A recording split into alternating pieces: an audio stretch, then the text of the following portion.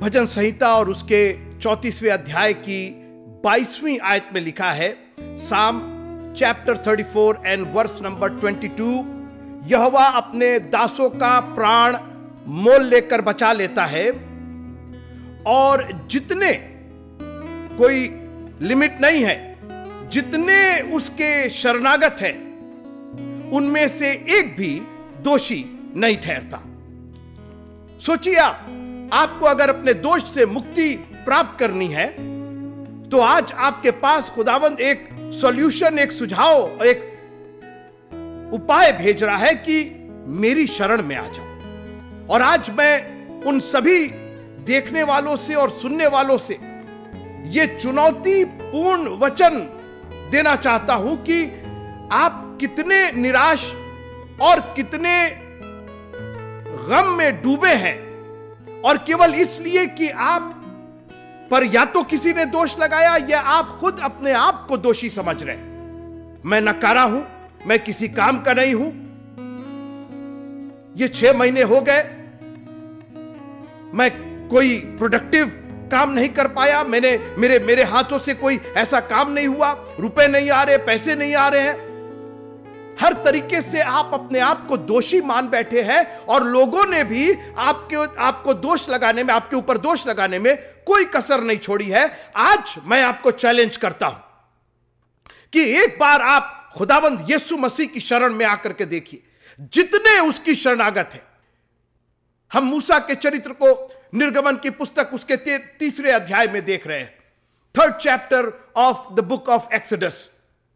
Moses एक ऐसा character जो अभी एक दोष लेकर के घूम रहा था।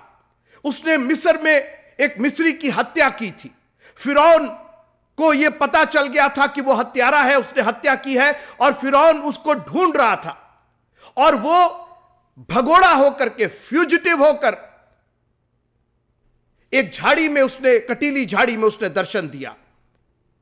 4 अध्यापकों की मदद से, गुमनाम सर, समय सर, मिस तन्हाई और मिस कठिनाई के द्वारा परमेश्वर ने आज इस बर्तन को इतना मुलायम बना दिया था, आज इस मिट्टी को इतना मुलायम बना दिया था कि यह बर्तन बनने के लिए तैयार थी।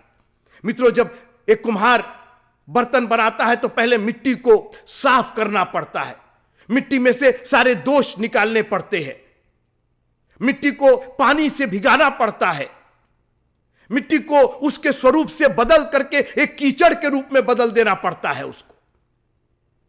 लेकिन कुम्हार को मालूम है कि वो क्या कर रहा है। अगर मिट्टी सरकशी ना करे, अगर मिट्टी कुम्हार का कोऑपरेट करे, पूरी तरीके से अपने आप को उसके ऊपर निर्भर कर दे, भरोसा कर ले कि ये जो भी कर रहा है वो बेहतर ही कर रहा है, वो एक खूबसूरत बासन बन करके तैयार होगी।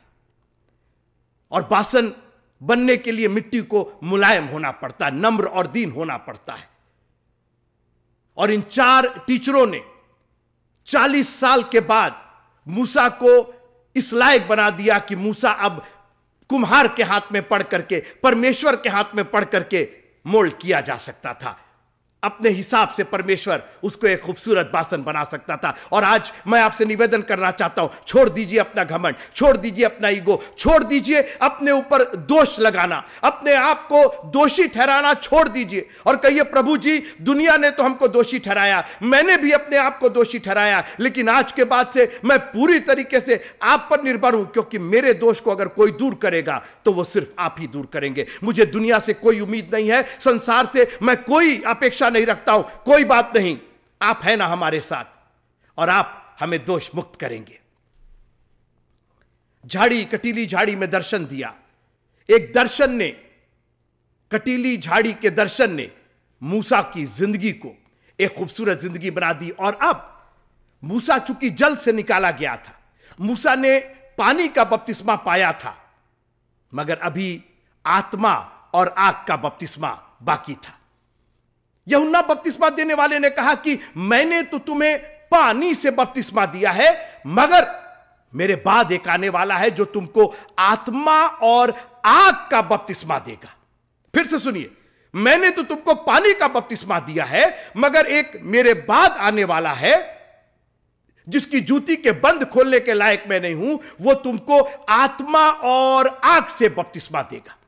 मित्रों, बपतिस्मा पुराने नियम की रीत रिवाज थी।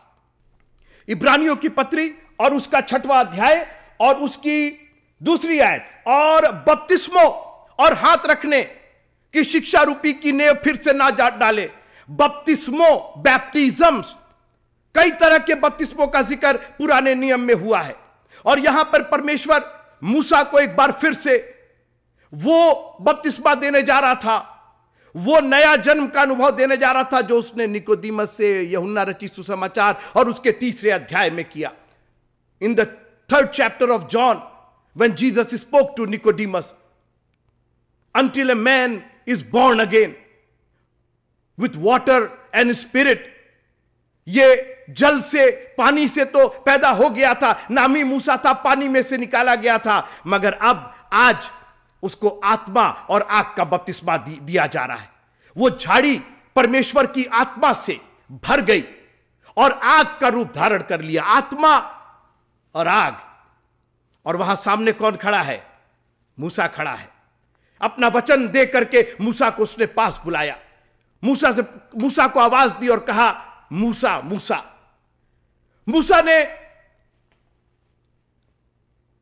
उस आवाज की अवहेलना नहीं की, उस आवाज को हल्का नहीं जाना। और यही कड़ी है मित्रों, सुनिएगा मेरी बात, थोड़ी देर मेरे साथ रहिएगा। परमेश्वर की प्रॉमिसेस, उसके वादों और उसके वादों के पूरा होने में जो ब्रिज है, जो कड़ी है, जो दोनों को जोड़ता है, वादे और पूरा होना, इन दोनों को जो जोड़ता है वो आपकी सहमति है, आपका चुनाव है, आपकी आज्ञाकारिता है। जब वो कहे मूसा मूसा, तो आप कहे कौन मूसा? किस मूसा की बात कर रहे हैं? मुझे नहीं बात करनी जी। लोगों ने कहा है ऐसा, लोगों ने सरकशी की है, बलवा किया है। मैं पढ़ना चाहता हूं अय्यूब की पुस्तक और उसके 21वें अध्याय में, Job chapter 21 and verse number 14 onward. अय्यूब 21वां अध्याय और 14वीं आयत से, तो भी वे ईश्वर से कहते हैं कि हमसे दूर हो। Can you imagine, people are daring God.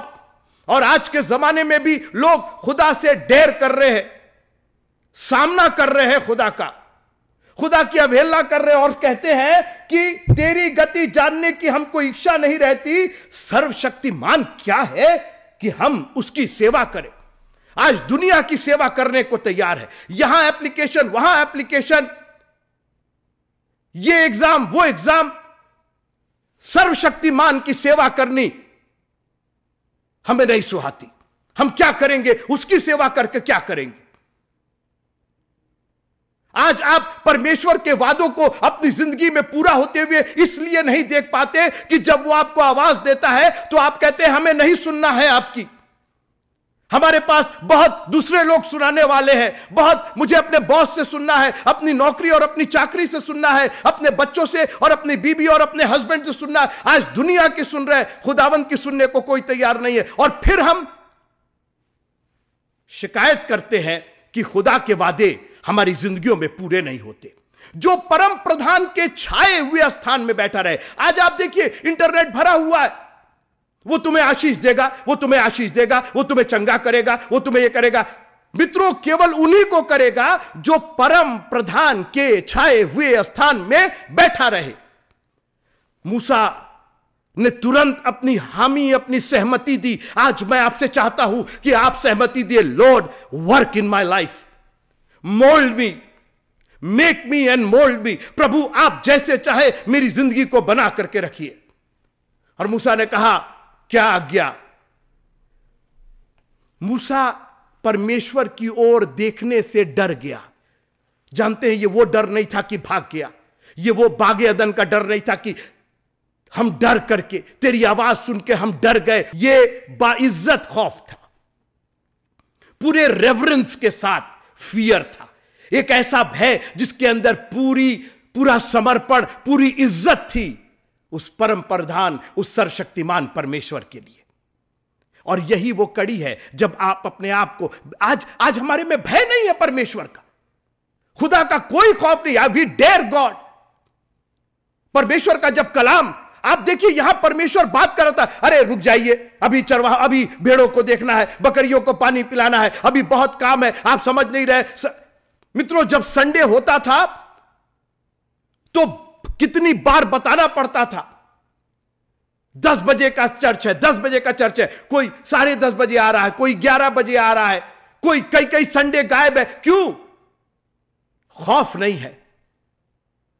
लिखा है कि जब आज तुम उसकी आवाज सुनो तो अपने हृदयों को कठोर मत करो। इसके मतलब आप अपने हृदयों को कठोर कर भी सकते हैं, और बहुतों ने कठोर किया है और उसके बाद शिकायत करते हैं कि हमें बरकत नहीं मिलती है, हमारा बच्चा चंगा नहीं होता है, हमें नौकरी नहीं मिलती है, हमें हमेशा आर्थिक तंगी रहती है। बिकॉज आपने खुदा का सामना किया है, आपने इज्जत के साथ उसका भय नहीं रखा है। आज खुदा ने बड़े प्यार से उसको आवाज दी, हे बोझ से दबे और थके लोगों, मेरे पास आओ, मैं तुम्हें विश्राम दूंगा। कब आपने उस आवाज को पहचाना है, उसको सुना है और उस पर अमल किया है? मेरी भेड़ें मेरी आवाज को सुनती है। यह भेड़ बकरी जरूर चरा रहा था, मगर आज इसको रियलाइज होता है कि यह खुदावन की चराई की भेड़ें। बाइबल कहती है कि हम उसकी चराई की भेड़ें। There is a close and personal relationship with God.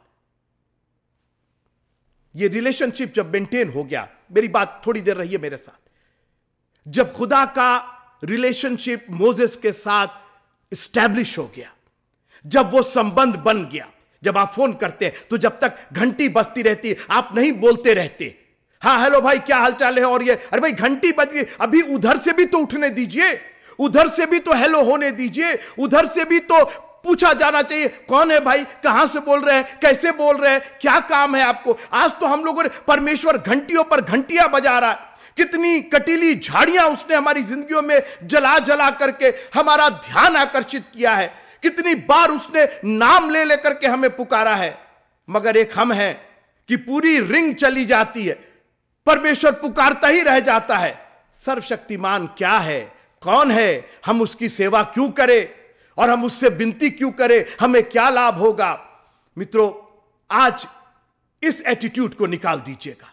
लिखा है कि परमेश्वर के डरवैयों के चारों ओर उसका दूत छावनी किए हुए उन्हें बचाता है। आप आज अपनी जिंदगी का अवलोकन कीजिए, क्या आप परमेश्वर के डरवैये हैं? क्या आप उससे डरते हैं? क्योंकि परमेश्वर का दूत भी है, छावनी किए हुए बचाएगा, लेकिन शर्त यह है कि आपको परमेश्वर के डरवैये होना पड़ेगा।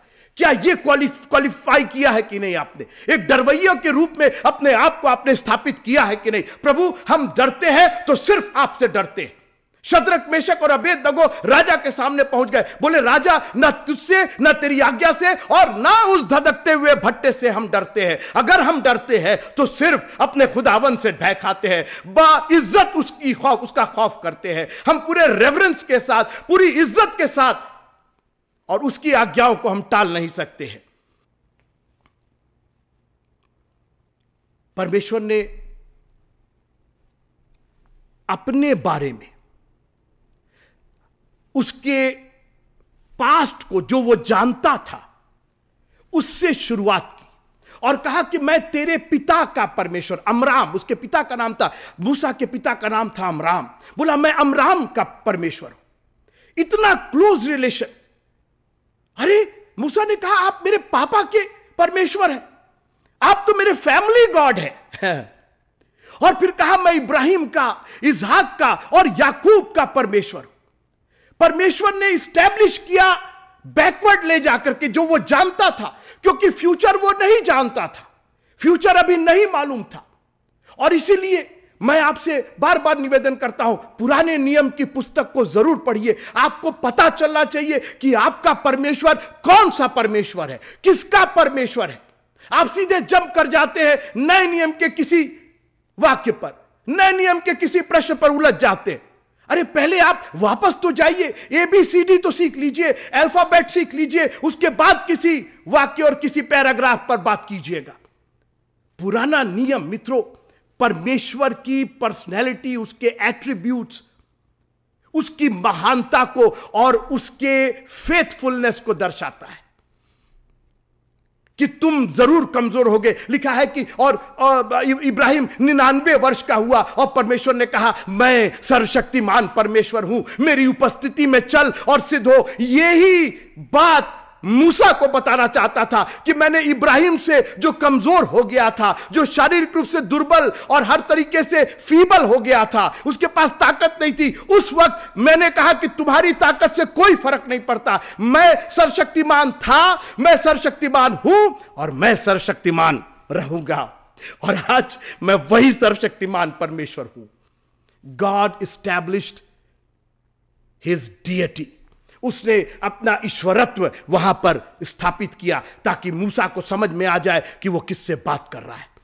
और आज मैं आपको चैलेंज करता हूं कि आपके पास भय इसलिए नहीं है कि आपने खुदा के खौफ को, आपने उसकी ताकत को, आपने उसकी सर्वशक्तिमानता को अभी तक पहचाना नहीं है, देखा नहीं है। जिस दिन आप ये जान जाएंगे कि वो आग में चौथा पुरुष है जो मेरे साथ चल सकता है, वो अपने स्वर्गदूतों को शेरों की मान में भेज करके शेरों का मुंह ऐसा बंद करा सकता है कि हमारी कुछ हानि नहीं होगी। जिस दिन आपको यह पता चल जाएगा कि ऐसे परमेश्वर की आप उपासना करते हैं, ऐसे परमेश्वर के भक्त है, ऐसे परमेश्वर के संतान होने का अधिकार रखते हैं, उस दिन दुनिया का खौफ खत्म हो जाएगा। खुदावंत का खौफ, खुदावंत का एक इज्जत भरा, एक इज्जत भरी का भय आपके जिंदगी में आ जाएगा।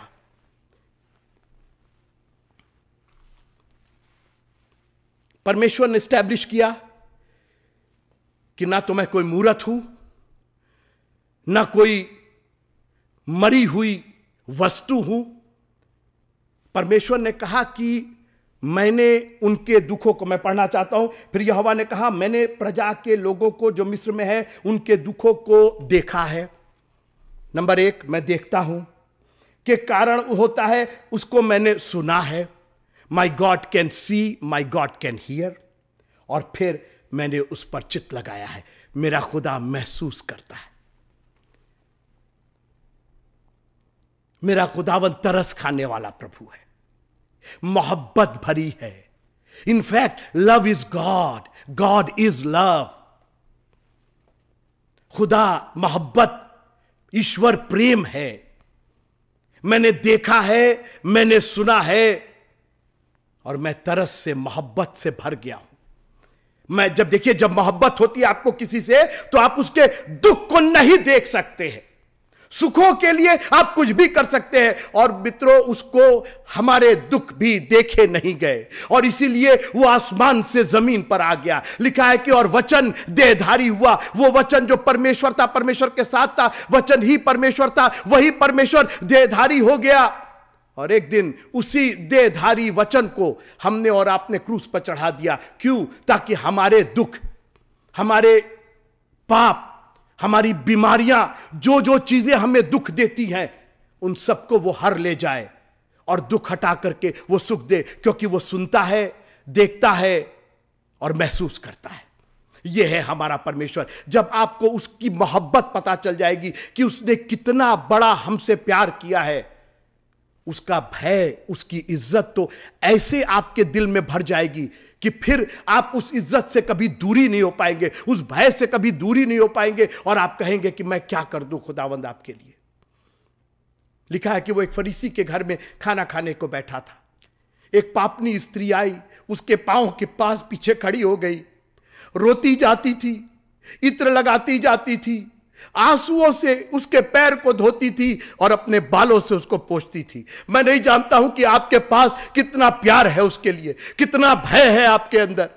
आप कब उसके चरणों के पास आपने बैठ करके, और लोगों ने दोष लगाया, इसको मालूम नहीं है, भविष्यवक्ता होता तो मालूम हो जाता कि यह पापनी स्त्री है। और यीशु मसीह ने इतनी खूबसूरत एक बात, एक कहानी, एक दृष्टांत कह दिया, बहुत माफ हुआ जिसका।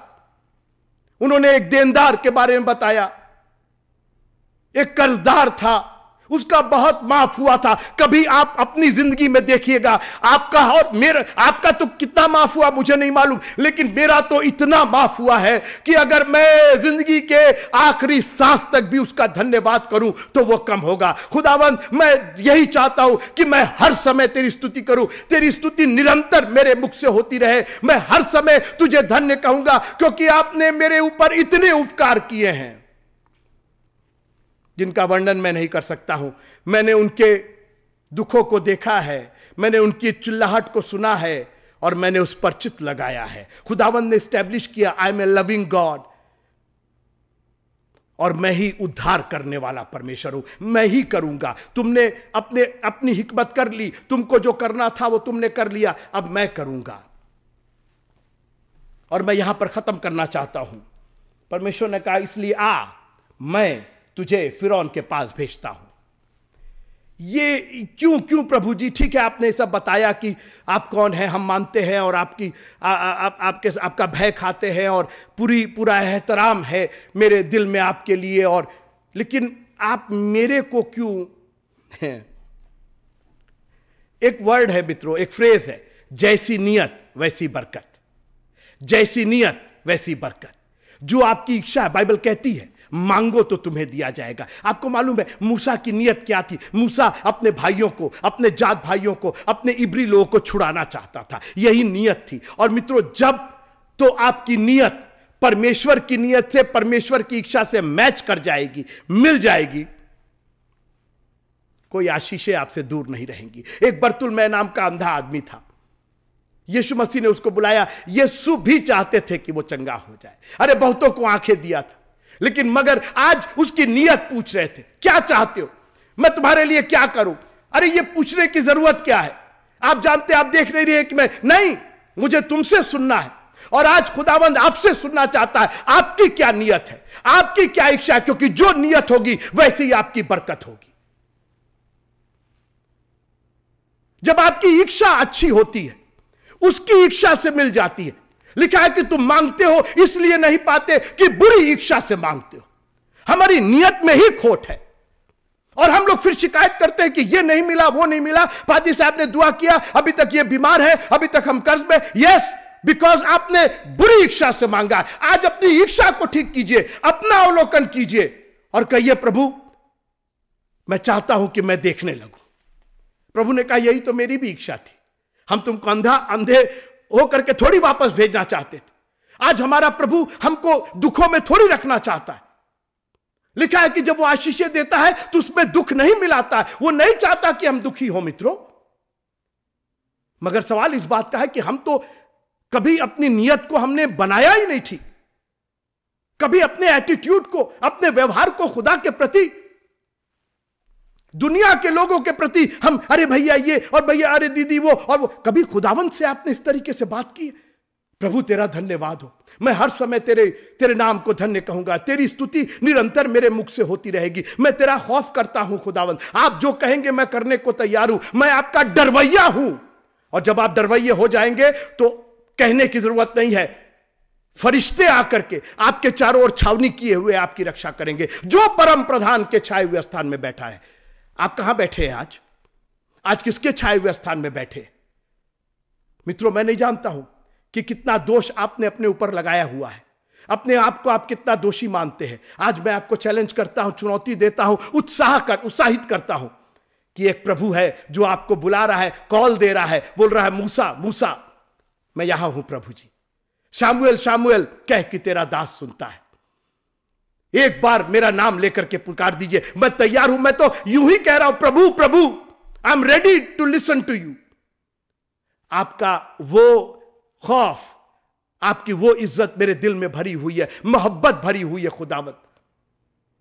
मेरे लिए संगमरमर के पात्र का इत्र का कोई मतलब नहीं। आपकी मोहब्बत के लिए सब कुछ कुर्बान है, अपनी जिंदगी तक कुर्बान करने को तैयार है। संगमरमर के पात्र का इत्र तो कोई माने ही नहीं रखता है, यह जिंदगी कुर्बान है खुदावंत। आप कहकर को तो देखिए, आपने जो भलाइयां और उपकार मेरे ऊपर किए हैं, एक एक सांस जो आज मेरी है, यह सिर्फ आपकी वजह से है। और मुझको यह मालूम हो गया है कि आप ही की शरण में हम दोष मुक्त होंगे। और इसलिए खुदावंत, आज के बाद से मेरी जिंदगी आपकी है।